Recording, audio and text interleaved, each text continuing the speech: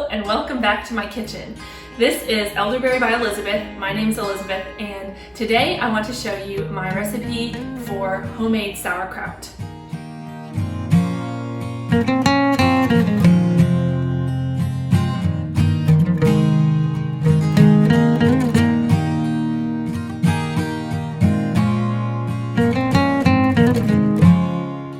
One thing that attracted me to home fermenting is the simplicity of the recipe. You need 2 ingredients to make sauerkraut: cabbage and salt. 3 medium heads of cabbage usually yields about 5 pounds of shredded cabbage. A kitchen scale is necessary to know the approximate weight of the cabbage, and I do use a food processor to shred the cabbage, but I did shred by hand using a knife for a long time before I ever invested in a food processor. Remove the outer layer of leaves and set those aside. They will help pack the cabbage underneath brine when you are finished shredding. Then shred 5 pounds of cabbage and place it in a large bowl with 3 tablespoons of coarse sea salt.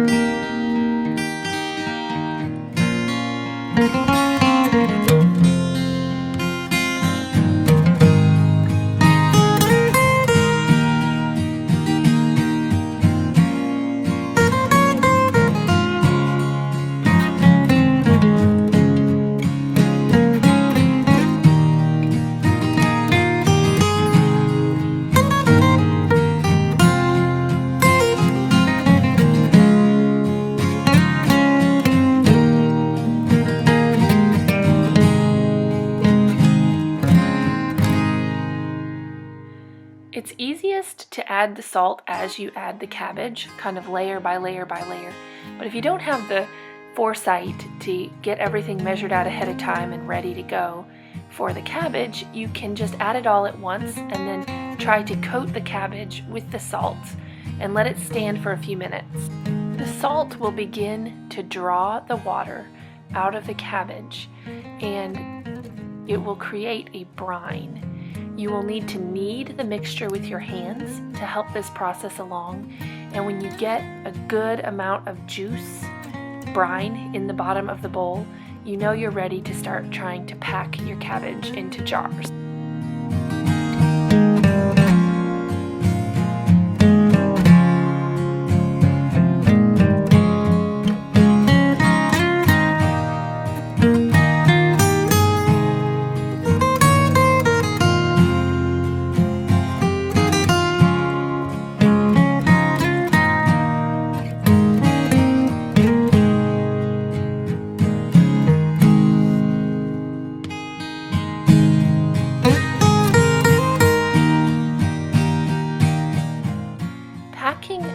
sauerkraut is actually one of the more nuanced parts of the operation.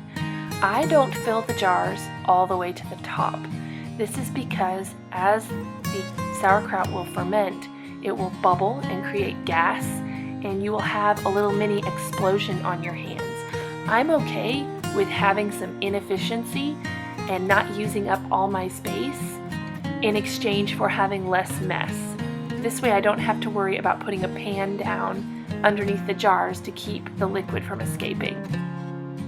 You will notice that all the sauerkraut is underneath brine. I push the sauerkraut in very hard, push it down very firmly to make sure that all the brine rises to the top, and this brine seals the sauerkraut underneath and keeps it fermenting safely.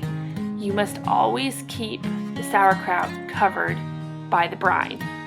If you notice the brine declining in the jar, you may not have a problem, but if you're worried about that, add some distilled water to top it off during the fermenting process. Then you're going to need to weigh down your cabbage with a weight. If you don't have glass weights like I do, just use a Ziploc bag full of distilled water or a hard garden stone, of course clean, inside a Ziploc bag. Allow these jars to sit in a room temperature environment for between 5 to 10 days. The ferment needs to breathe, so do not tighten down the lids on your jars.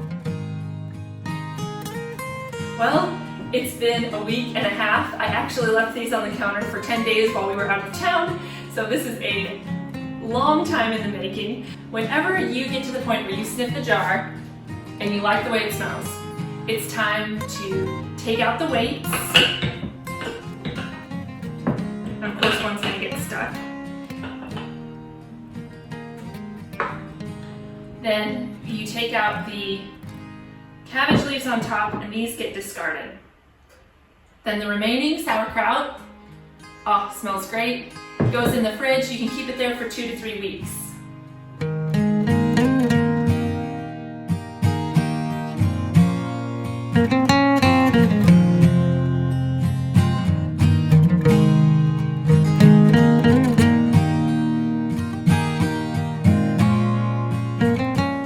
The typical comment that comes when you show how to make a fermented food is, well, I see that it's easy to make, but I bet no one will like to eat it. So I want to show you how I plate it up and serve it for dinner. It's extremely easy to use as part of a meal. You just put it with a side, vegetable or starch, and a meat. I'm planning to serve it today with sweet potatoes roasted in the oven and some Italian sausage, but roast chicken or pork would also be really, really good. So a few pro tips before I close out this video. You can adjust the shred of the cabbage to make it more coarse or more fine. However, it will take longer to ferment if you have any bigger pieces in your jar, and the smell may be a little funny along the way. So what you have to do is, if you get a few big chunks in there or big ribs of cabbage, you have to be more patient with the ferment, and you have to not judge it too early, because it may smell funny for a couple days and then resolve itself and end up smelling really tangy and fresh by the end. So withhold your judgment, especially if you're hand chopping this and not using a food processor. But even if you use the food processor, if you use the larger slicing attachment instead of the shred like I did today, you will want to think the same way. Don't judge these within the first couple days. Let them sit on the counter at least 5 days before you decide whether or not they're thumbs up or thumbs down. Second thing that I've learned the hard way is that if you add more salt than what's recommended, or if your ratio is a little off, you will end up with a less tangy, less flavorful sauerkraut that doesn't smell quite as good. It's going to be a little bit more dull smelling, and the ferment is going to be kind of stunted. And this happens because salt kills all the bad bacteria that shouldn't be growing in your ferment, but if you add too much, it will also slow down the process of the good bacteria, the lactobacillus that's growing in there. So be really mindful that when I say 5 pounds of cabbage, 3 tablespoons of non-iodized salt, I really only mean 3 tablespoons. And if you measure your cabbage and you're like, well, I only have 4 pounds, get out a calculator and do the math on the salt, and that will guarantee that your batch tastes really good. A lot of times when I've had a batch that was just a little bit like, it's perfectly edible, but if it's a little, a lot of times that's because there's been too much salt.